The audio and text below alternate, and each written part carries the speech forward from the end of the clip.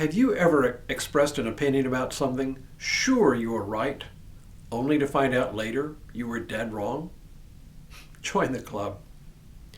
Hello, I'm Stuart Baskin, pastor of First Presbyterian Church of Tyler, Texas, and this is your daily devotional for Monday, October 27th, 2025. A few years ago, I took a one-week course on chartering cruising sailboats. Now, I've been sailing nearly all my life and was on my college sailing team for all 4 years of college.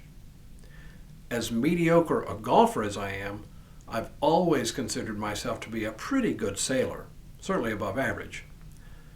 But there are differences in the kind of knowledge you have to have between sailing small boats in a racing situation and sailing large boats in a cruising situation, especially when you hope to stay on board for a week and do some rudimentary navigation, keeping everyone safe the whole time.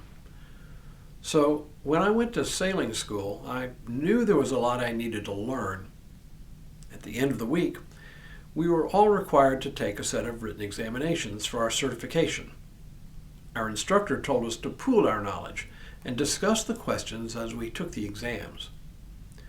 On a couple of occasions, I was absolutely certain I knew the answer to a particular question, but my answer was different from everyone else's. But since I seemed to know what I was talking about and insisted in these cases I was right, they followed my lead. Well, you know already what happened. When our instructor came back aboard to grade our examinations, lo and behold, on those questions that I persuaded my colleagues to follow my lead, I was dead wrong.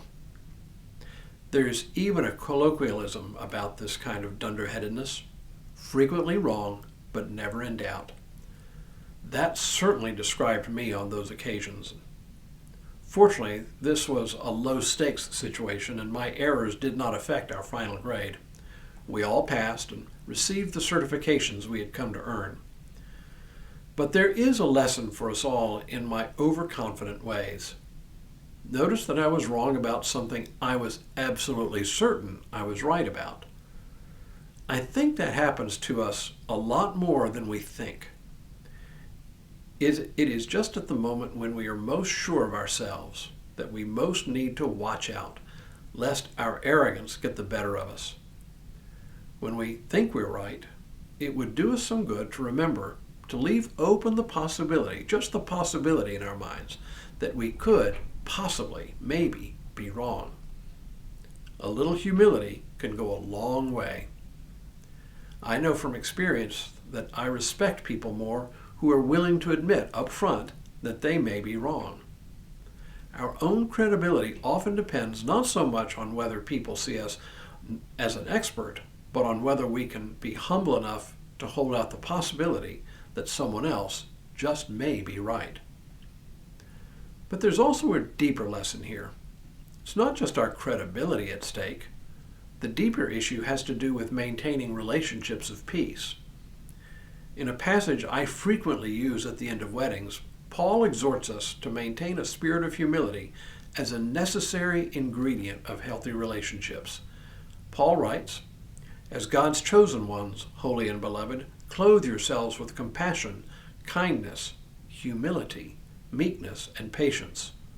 Bear with one another, and if anyone has a complaint against another, forgive each other. Just as the Lord has forgiven you, so you also must forgive. Above all, clothe yourselves with love, which binds everything together in perfect harmony." So, the message for today is short and simple.